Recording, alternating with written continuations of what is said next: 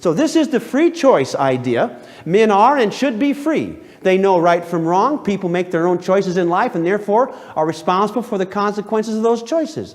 Men have unalienable rights to life, liberty, and the pursuit of happiness. This is individual responsibility for your own life. You want it, you earn it. Right? Then the other idea is that people are morons. They should not be free. These people will kill themselves. They must be told what to do because by nature man is not good and will not do as he should unless he is forced to do it. Therefore, it is necessary and justified to use force to make people do what is best for them. And we assume the responsibility. We, the superior beings, will decide what's good for these morons, and we will set up everything and make it work. And then they will thank us later. We'll make them take piano and now, the basic philosophical assumptions that man is and ought to be free, or man should be controlled and forced, are the two ideas that pervade when we establish governments, when we set up educational institutions, when we set up our homes to parent our children, and we have to borrow from these two philosophies. There aren't any more.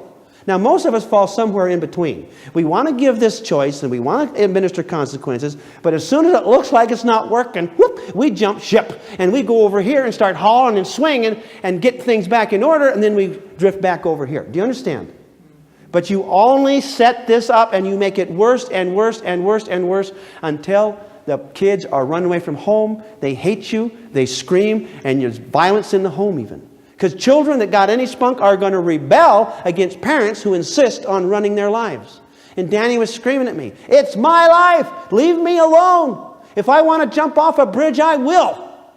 And I was saying, why would anybody want to jump off a bridge? Right over my head. I wasn't getting it. Do you understand?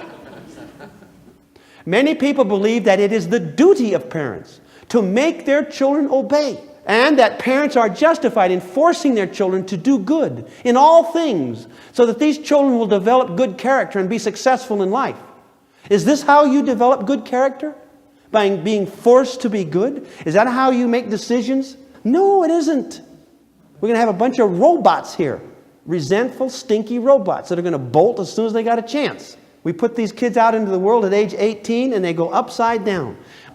Some people think because it's so important, education is so important, church is so important, marrying the right person is so important, on and on and on, that we will force these kids and we'll make them okay, and they'll thank us later, and we can justify in doing that, and it's the right thing to do. This is not true. This is a lie.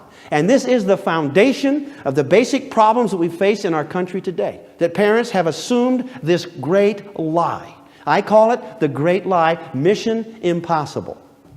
The parent trap of believing you must control your children to be good parents. When kids are acting up in the neighborhood, you say, those kids are out of what? Control. And now those parents ought to get those kids back in what? Control. And this is what we have been taught. It's even been preached from our pulpits. And it's taught by our government that this is what we're supposed to control things. And a skillful parent will figure out how to get those kids to study. A skillful parent will figure out how to get this boy to get his eagle. A skillful parent, you understand? And you're expected to come up with a miracle to make this kid come out okay and to fix him.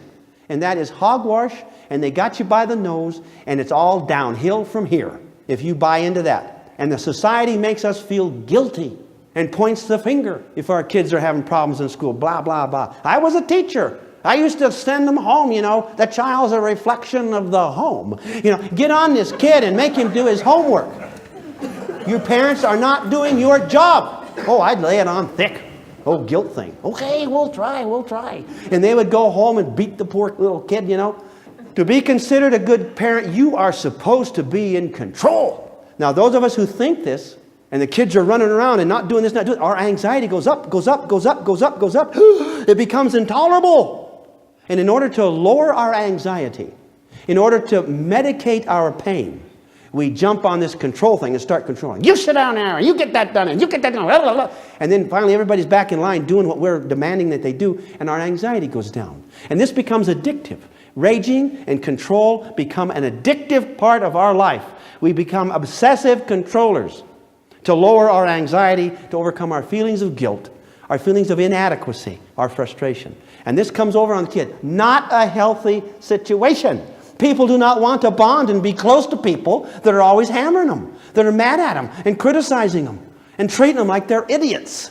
Then we wonder, why don't you love me? We love you. Get in there and do your room, you moron. And this is the way it goes all day long. Kids just saying, enough already. Enough. But see, we invite parents to the seminars, not kids.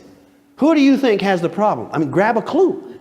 If the kids had the problem, we'd have them in here. The kids are fine. It takes us several years to really screw them up. We have got to straighten out our heads and cast this lie that society has put into our heads, cast it away and come in and put some new thoughts in our head. And you'll never get a change in your behavior or in your home until you change the original. So I'm challenging you. He talked about, I'm in your face guy. I am a guy that gets in your face. I'm saying what you're doing, I want you to look at. I challenge your thinking. I challenge what you're doing. Our control madness. Why do we argue, criticize, nag, yell, worry, and get so angry at our children? Why? They don't obey. Yes, watch this. Because we're trying to control them and to get them to see things our way so that they will do what we know is best for them. Is that a true statement? Absolutely. Why are you so upset? Think about why you're angry for a minute. And it's some moron in your life that's not doing what they're supposed to. Is that true? Yeah, you're all nodding yes, it's true. Now, the person who believes that they should control and that they're only good and powerful and strong and doing the right thing when they're in control, they believe that they're in control, they try to control. And sooner or later, when they try to control, a child is what? Non-compliant. Well, this frightens the parent. You get in there and study. You kids get to sleep. Do you hear me? You get to sleep. Don't make me come in there. I'll kill somebody. I'll put you to sleep permanently. No, you get to sleep in there. Can you make kids study? Johnny, sit down and study. Now you open your book and you read. Can you make a kid read? Focus your eyes. Pick up your pencil and do your math. And he picks up his pencil and drops it. I can't hold my pencil. Can you get a kid to go to sleep?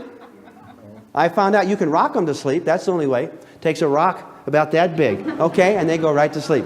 All right. So this parent who is into control attempts control and the child is non-compliant. So what does the parent do? The parent attempts tighter controls.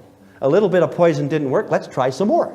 Okay? That didn't work. Now what does the kid do? They're still not going to comply. At some point they're going to refuse. Stop telling me who I should have as friend. Stop telling me how I should comb my hair. Stop telling. You understand? You guys all hear this? You got teenagers, right? You're grinning at me. All right. So the child refuses at some point to comply. If they've got any spunk, they're going to stand up and say, this is my life, Mom. Don't tell me what to think. I don't like that music. I like this. No, in our family, we like this. We don't like that. And we like tapioca. Mother, I hate tapioca. It makes me puke. No, we all like tapioca. Eat your tapioca, you little moron. You don't know what's good.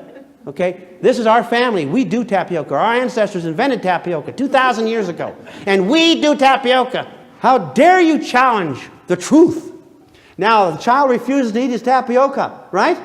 And so the parent is now frightened. The parent feels failure. They feel fear. They feel, what is that big word up there? They feel what? Impotent. Because control doesn't work. And sooner or later they're not going to do it and you don't have any power. And you feel impotent. And people who are impotent get mad. Now, stronger methods of control. The child still refuses. Non-compliant. Now the kid's getting defiant. You can't make me. And the dad says, oh yes I can. And he sits on his head. And the dad is raging and intimidating. And as I said, I have met with fathers who have broken ribs. The dad stood there in the door and says, I love you, son. You are not going out with your hoodlum friends tonight. And the kid says, oh, yes, I am. Get out of the way. This dad had broken ribs in my office. And he said, what should I do? I said, you idiot, get out of the way. You know? This kid was like 180 or 90 pounds, but all muscle. And Dad was 180, 90 pounds too. But about 40 of it was in his beer belly, stuck right out here. And that kid went through him like a paper door. And you start to use your physical stuff and demand and control, it's not going to work. And sooner or later, that boy will stand up to you and say, on you, and do what he wants to do. And in fact, they do it earlier, don't they? Can you stop a kid from going out and getting drunk if they want? Can you stop them? If they're bound and determined to do it? If they've got their mind to do it? And they want to go out and try drugs or go to a party? Can they sneak out a window? They used to call me in the middle of the night when Danny would sneak out. And I'd go check his bed and it was empty. So these parents that are into control, try more control, and the child is still non-compliant. Now he's defiant. Now the dad is screaming and raging and is going to enter coercion here, force. I'm going to sit on you. And what does the kid do? Say, okay, I give up. Feelings of resentment, rebellion. And people, this goes worse and worse. More control, more anger, more resentment, more control, more anger, more resentment. There is no way to win on this track. There is no way to win. Do you believe me? It just gets worse and worse. And what program are they using? Are they using this coercive program over here? Or are they using this freedom and choice and consequence program? They're using this one over here because the kid is not complying. And now, this is called the control rebellion rage cycle. It always ends in rage. It always ends in misery. Now, sometimes people are so powerful that they can just make a milquetoast out of a kid and frighten the kid so bad that the kid just does whatever they do, just becomes a mush pile, not a backbone. And we've seen people like this, haven't we? Have you? Have you seen people that are so whipped and that have given up and they just are nothing? It's like they don't have a personality. All they are is an extension of the parent's will or their husband's will or whatever it is. And this is not healthy. This is not what we want. People say, you mean, Mr. Jones, you're preaching give up control of your children? And I'm not preaching give up control of your children. I am saying give up the fantasy that you're in control of your children. And that is a fact as sure as the nose on your face. Again, if you have a son or a daughter that wants to go out and sneak out and do drugs or do pot, you can't stop them. Even if you put bars on the windows, they can figure some way someday to get out. Is that true? Or they can get somebody to bring it to them. If they're bound and determined.